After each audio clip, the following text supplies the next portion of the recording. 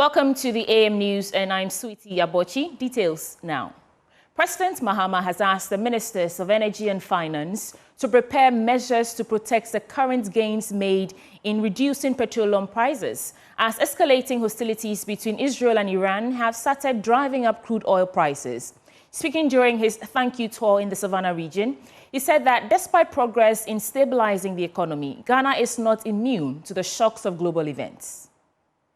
Despite the work we have done in stabilizing the economy, Ghana is not immune from the shocks of global events.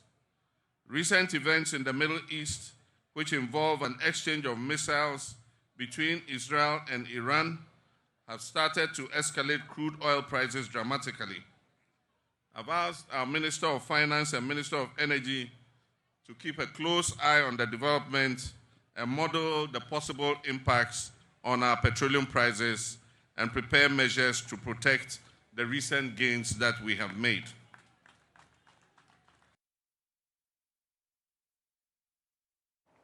The President assured the residents of the Savannah region that the Damongo water supply system will soon come on stream, stating that all the designs are ready and that funding from the European Union has been secured. He said it will serve the 8,000 residents of Damongo as well as the surrounding communities.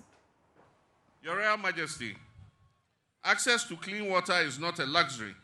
It is a basic right. The Damongo water supply system, which has been delayed for far too long, will come on stream.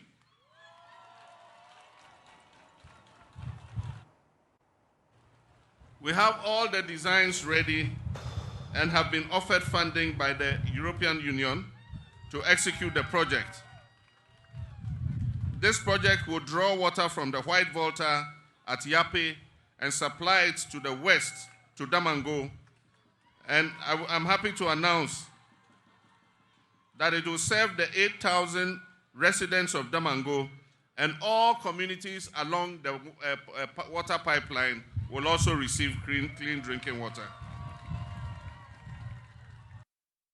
Sure. Moving on, Nigerian historian and University of Texas Austin professor Toyin Folale has urged African educationists and historians to preserve Africa's own understanding of slavery and the slave trade, rather than rely on narratives propagated by the West. Speaking at a public lecture on slavery, the slave trade, and their relevance to contemporary Africa, organized by the Department of History and Diplomacy at the University of Cape Coast, Professor Folale criticized African historians and academics for their continued dependence on accounts shaped by those who, he says, conquered Africans. Abigail Selunkuma has more.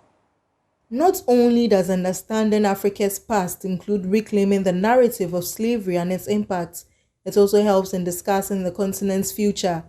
This is reflected in the address by the head of Department of History and Diplomacy at the University of Cape Coast, Dr. Martha Leba, during the public lecture. Notwithstanding ongoing combative efforts, modern slavery still persists.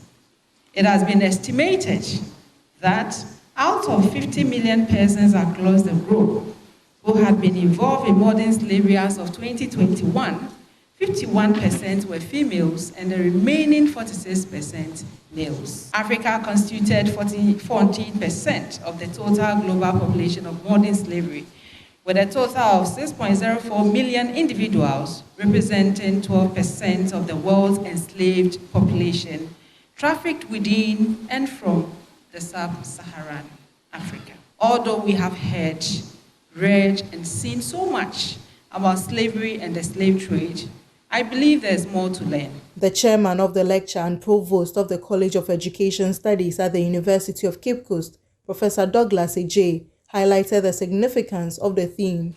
Today's lecture on the compelling theme, the memory of slavery, the slave trade, and its relevance to contemporary Africa, invites deep reflection on a chapter of history that continues to shape and present the future of our continent. As we reflect on this history, we must also consider how we can learn from it, how we can foster unity, how we can promote healing, how we can advocate for justice and equity, in our communities. The guest speaker for the public lecture, Professor Toyin Falola, a Nigerian historian and professor at the University of Texas, Austin, shared some recommendations on preserving the continent's narrative of slavery. I'm recommending what I call ontological insurgency. There are two big words, but don't worry. Insurgency means you fight, you resist, you combat, you create revolution. And ontology means narrative, how you tell stories.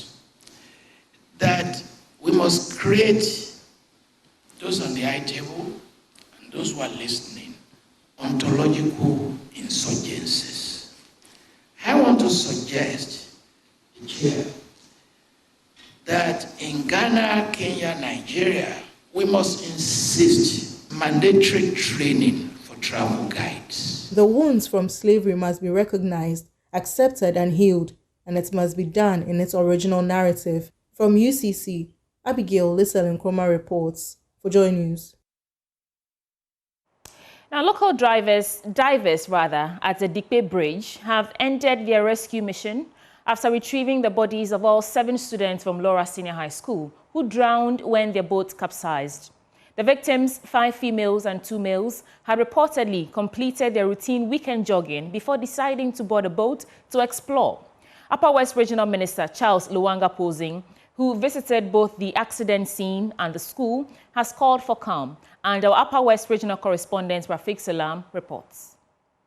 Lawra Senior High School retrieved a dead bodies. 7 students drowned and all retrieved by local divers. Whether they are in same class from different communities or teenagers, the loss is profound. At the forecourt of the Lawra Municipal Hospital's morgue, sea of mourners gathered, majority of them in uncontrollable bearded tear eyes, grieving and wailing over the loss. Some of them are demanding for answers. One of the dead is a second-year general art student of the school, Lois Kati. Lois is described by family members and teachers as brilliant, calm, and respectful. His uncle and teacher, Augustine Liabo, is yet to come to terms with what transpired and want answers from authorities. Lois Kati is my niece, and the mother passed on 5 years ago, and she has been under my care throughout the period. Unfortunately, yesterday I was called on phone that there was this tragic issue in the school. I arrived to realize that it wasn't in the school, but rather at the riverside. Whatever the issues are, how they got to the riverside is something that I can still not ascertain, and I need answers to these issues because the students have been sent to the school to be taught. How they got to the riverside is something that leaves much to be desired, and I think the authorities that are in charge, I will expect answers from them. Others want the identified bodies to be quickly released to them for burial. Our Upper West Regional Minister Charles Wongo Pozon Esquire has other ideas. Unfortunately, it's a tragic day. We're not supposed to meet today on a Sunday to be discussing the passing of our children. All I can say is that it's the Almighty God that gives and He takes. Let's have deep hearts. Further plead with the family that please allow the authorities a bit of time to go through the necessary procedures, and ultimately our kids will be released for us to do a befitting funeral. 16 members of the school's cadet went on their routine weekend jogging. 10 of them decided to go for a boat ride at the Dikpe River, one of the tributaries of the Black Volta, according to Primus Baru, who took over as headmaster exactly a week ago. According to my cadet organizer and the patron, they wanted to also explore. And in the course of the event, in fact, before they set off, according to their leader, before they set off, the water started entering the boat. Actually, they have overloaded the boat. You know, I understand those boats, they take about 6 people at a go. But 10 of them boarded, including the one who was paddling the canoe, making 11. So even from the set off, the water was, so the cadet, the leader at that time, indicated that they should stop the journey. But the one who was paddling the canoe carried on. I think by the time they got midstream, that was the time the situation overcame them. So in an attempt to turn back, the water entered and the boat capsized. Briefing members of the Upper West Regional Security Council, led by its chairman, Charles Wonga Pozon Esquire, Primus Baru says they have duly informed all parents of the victims identified. Lawyer Charles Wonga Esquire described the incident as unfortunate, pledging that they will put in measures to prevent future disasters.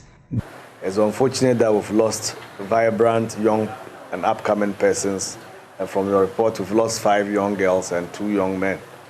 It is our prayer that the families will accept it, the school will accept it, and then all of us will accept the situation, whilst government looks further in terms of what we will do on the water, which is something that we know often than not people like take adventure or intend to cross to the other side. The Upper West Rexec members later visited the Lawra Senior High School to console the staff and students over the loss of their colleagues. Some students shared memories about their departed colleagues. Some of them, they are my friends. So how do you feel losing them? I feel so sad to them.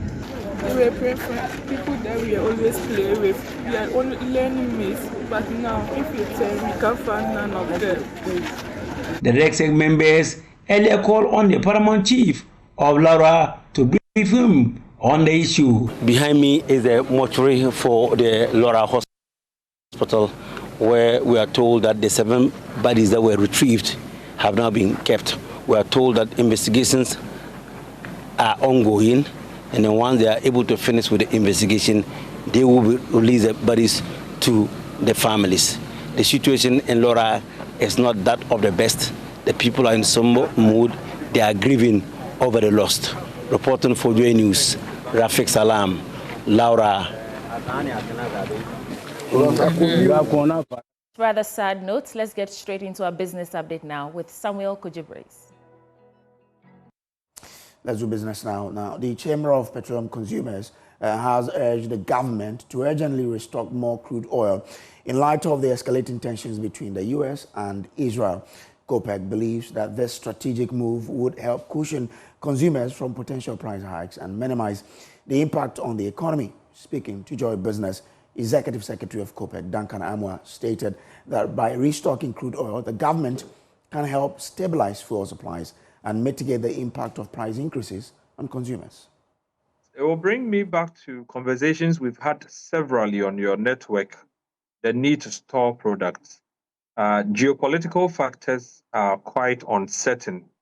Ghana has not much say what happens or prevails internationally. And so if you have a situation where things just happen very fast and it would affect prices and it would affect your pump prices locally and it would affect your economy, your only safeguard measure or mitigating measure is to ensure that you have enough refining capacity. You are probably storing or buying crude for the refineries. You are also empowering an institution like BOST to buy products and store, because if you don't have any strategic stock and you simply continue to be a price taker, as we have been over the period, whatever happens internationally or geopolitically, you would simply pay for it down here. And I don't think that we should wait any longer. The time to store should be now. The time to also boost our refining capacity. We should contemplate those things. If government would need to find some additional investment to be able to bring these institutions to their optimal levels. Well, away from that, the African Development Bank says it has identified some key areas of government's 24-hour economic policy to drive its implementation. Speaking at a press conference, Vice President of the bank in charge of infrastructure and industries, Solomon Quaino, said the bank is planning to release some funds to support the full realization of the policy.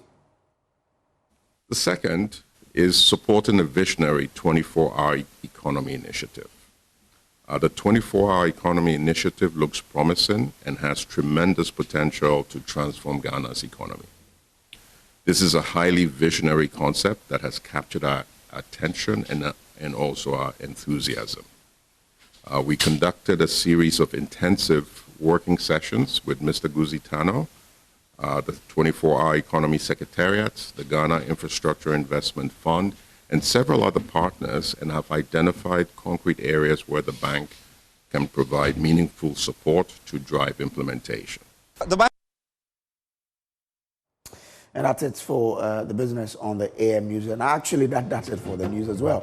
Up next is sports. And you know what? Asante Kotoko, there's something magical over the weekend. Mufta Nabila brings you update of all of that, plus other news from the world of sports.